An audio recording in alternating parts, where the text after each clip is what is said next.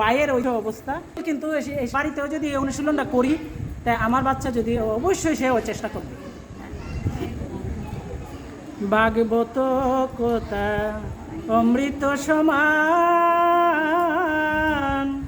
মালা ধরে বসু বলে শুনে পুণ্যবান। ভাগবত কথা অমৃত সমান, মালা ধরে বসু বলে শুনে পুণ্যবান। হ্যাঁ দেখেন, যে শুনবে হ্যাঁ কিন্তু পুণ্যবান, যে শুনবে তার কথা বলা হয়েছে, যে তাহলে শ্রোতার মূল্য কিন্তু অনেক বেশি। হ্যাঁ, মুরমতি দেবপতি কিছু নাহি জানে, জড় বৃষ্টি করে সদা ক্রুধপূর্ণ প্রাণে, আমি যথা আছি তথা কি করিতে পারে, ইন্দ্রের মহত্ব যত জানিবে এবারে, শুনো মহারাজ কহি প্রকৃত বচন, ইন্দ্রের শক্তি কত দেখিব এখন, ব্রজবাসী গণ সবে অবয়ন্তর, মনে মনে জনার্দনে ডাকে নিরন্তর, হে কৃষ্ণ হে মহা বাগ বকুলীশ্বর, ভক্তের বৎসল তুমি করুণার সাগর, কুপিত দেবেন্দ্র আজ হল অতিশয়, তার হাত হতে রক্ষা কর দয়াময়, শ্রীকৃষ্ণ বলেন সবে বিত কি কারণ, কাহারে বাকর স্তব শুন বিবরণ, কেবা যেই দেবরাজ বয় কর কারে, অকারণ কেন স্তুতি করিছ তাহারে, কোথাকার ইন্দ্র সেই কিবা শক্তি তার, কেন বৃথায় আরাধনা করবারে বার, যাহারে করিলে পূজা সে হবে সহায়, এ মহাবিপদে সেই রাখিবে সবাই, দেব পুরন্দর নিজে মাতি অহংকারে, সবার ঈশ্বর বলি ভাবে আপনারে, গর্বেতে নিজেরে ইন্দ্র ভাবে ভগবান, অবশ্য করিব দূর তার অভিমান, গোষ্ঠের শরণ্য আমি গোকুলের স্বামী, অবশ্যই গুষ্ট রক্ষা করিবই আমি, দেনু শিশু আদি লয়ে যত গোপগণ, পর্বত গোপরে কর প্রবেশ এখন, শিলাবৃষ্টি বজ্রপাতে কি করিতে পারে, এই কথা জনার্দন বলিয়া সবারে, পর্বত ধরিয়া হাতে তখন টানিল, একেবারে শৈল রবে উপরে তুলিল। বুঝছেন কথাটা? এই যে কালকে মানে ইন্দ্রদেবে কিন্তু অনেক চতুরামি করছে, মানে এই যে গোপীবাসীগণরে যে মানে শিক্ষা দিছে, ঝড় বৃষ্টি তুফান শিলা বৃষ্টি দিয়া একেবারে ভাষাই দিছে। আর এরপরে মানে ইন্দ্রের পূজা না করতে বলছিল আর কি শ্রীকৃষ্ণ, যে ইন্দ্রের পূজা করা দরকার নাই, তোমরা একমাত্র শ্রীকৃষ্ণ ভগবানের পূজাই করতে থাকো। তখন ইন্দ্র খুব খেপছে, খেপে ওই কাজগুলা করলো, হ্যাঁ দৌড়াইছে। পরে তো শ্রীকৃষ্ণ বললো যে ঠিক আছে তোমরা এত অস্থির হইও না, তো দেখি এই বেটা ইন্দ্র কি করতে পারে, তোমরা সবাই এই পর্বতের গহ্বরে ঢুকো, আমি দেখতেছি। পরেই তো সে হাত দিয়ে পর্বত টান দেয়া পর্বত তুলে ফেলছে, ওই যে গোবর্ধন পর্বত যে সে ধারণ করলো। হ্যাঁ, উপরিয়া ছত্রাকারে করিল ধারণ, বালকেরা খেলে ছত্র লইয়া যেমন, মানে এমনভাবে তুলছে ছোট বাচ্চারা যেভাবে একেবারে এই ওরা উঠায় ফেলে, ওইভাবে পর্বতটাকে উঠাই ফেলছে। তো উনি তো পরমেশ্বর ভগবান, ওনাকে তো তখনও কেউ চিনতে পারে নাই, মানে এই গুপে গণ তো চিনে নাই তখনও, সেই জন্য উনি আস্তে আস্তে লীলাটা দেখাইছেন। সেই মতে ধরি হরি গিরি গোবর্ধনে, কহিতে লাগিল কত কথা গোপগণে আমারও বচন শুনো তোমরা সকলে পর্বতে গোবরে রবে সবে কৌতূহলে ধেনুবৎস সহ কর প্রবেশ ভিতরে শিশুগণ সহরহ নির্ভয় অন্তরে গোপগোপী আরো যত ধেনুবৎস ছিল সকলের পর্বতেতে আবৃত করিল পর্বত গুহায় সবে নির্ভয়েতে রয় তখনও সে দেবরাজ ভাবে অতিশয় ক্রোধিত হইয়া তবে ডাকি মেঘগণে আজ্ঞা দিল সেই কণে গুর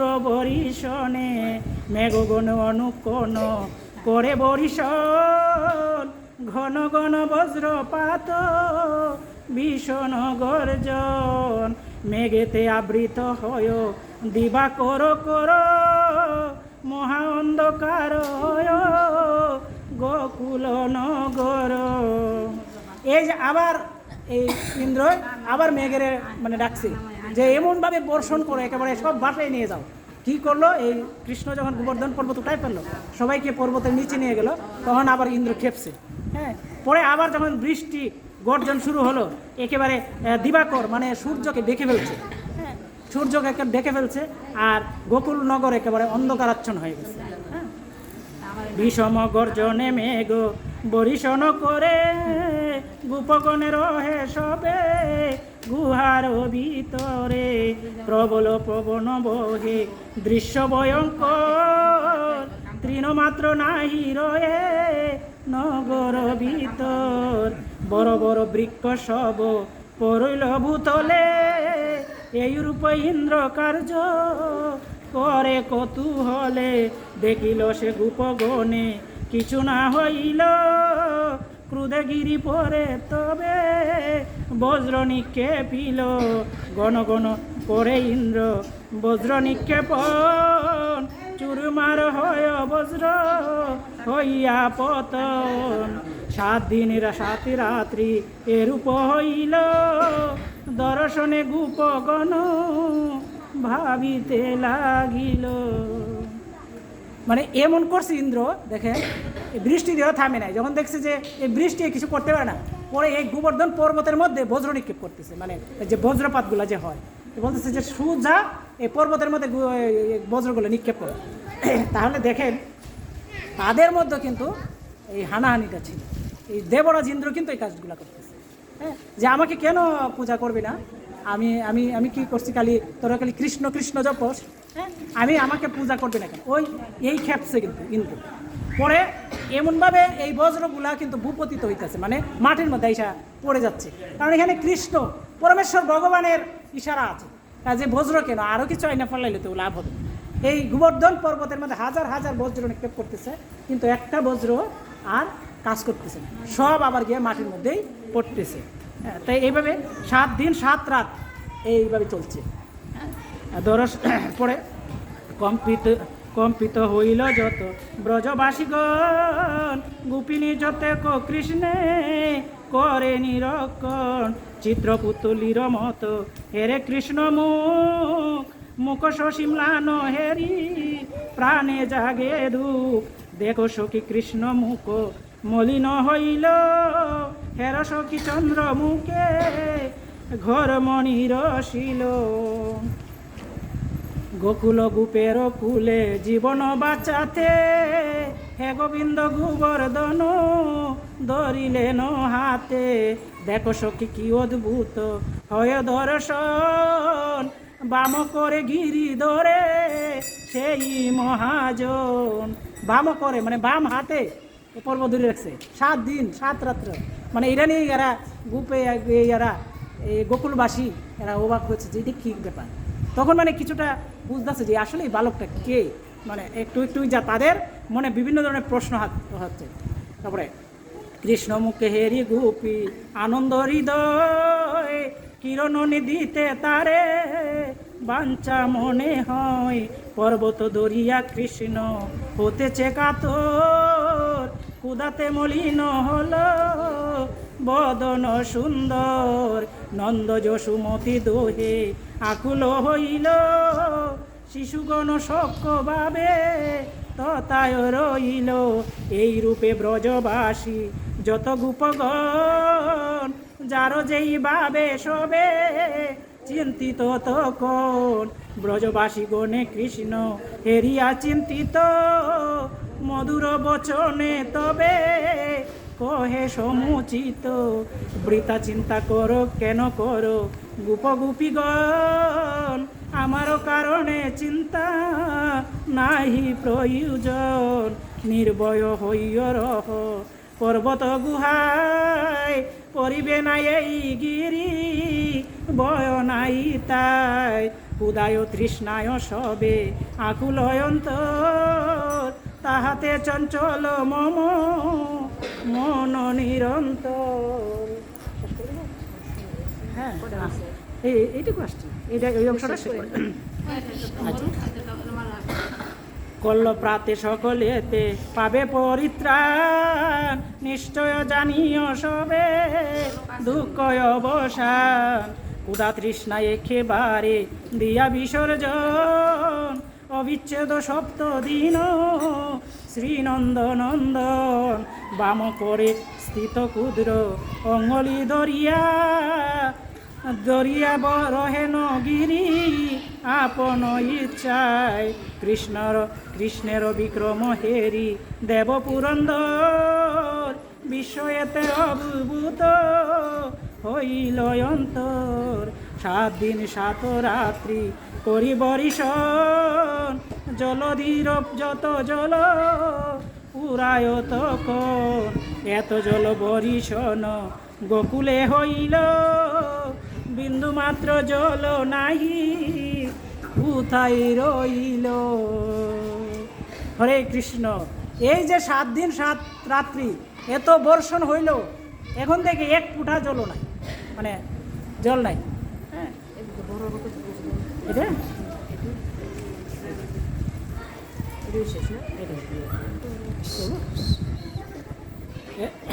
এত জল কোথা গেল না জানি কারণ, উপায়ন নাই পায় ভাবিয়া এখন, মম বজ্র ব্যর্থ হবে জেনেছি নিশ্চয়, যুগেতে জানিল ইন্দ্র তবে সমুদয়, অকস্মাৎ যুগ চিন্তা করিল যখন, চারিদিকে কৃষ্ণময় করে দর্শন, যেদিকে ফিরিয়া আঁকি রূপ মনোহর, নবীন নিরোধ রূপ দেখে পীতাম্বর, করেতে মোহনবাসী মোহন মরতি, চারিদিকে নবগণে হেন সুরপতি, মোহিত হইয়া ইন্দ্র ভাবে মনে মনে, অন্তর হেরিলে তার সেই নবগণে, সুবিমল রূপরাশি শ্যামল বরণ, শিরগুঞ্চ মালা তাহে চূড়ার বেষ্টন, স্মৃতিপুঞ্জ সম্বলিত সুবিত সুন্দর, বনমালা শুবে গলে অতি মনোহর। ইন্দ্র কিন্তু জেনে ফেলছে ঘটনাটা, যে কার দ্বারা এগুলা হচ্ছে, ইন্দ্র বুঝে ফেলছে যে আমার তো বজ্র একটা কাজ করবে না, তাই এটা বুঝে ফেলছে। সে তার ধ্যানে, উনিও তো একজন শক্তিশালী দেবরাজ,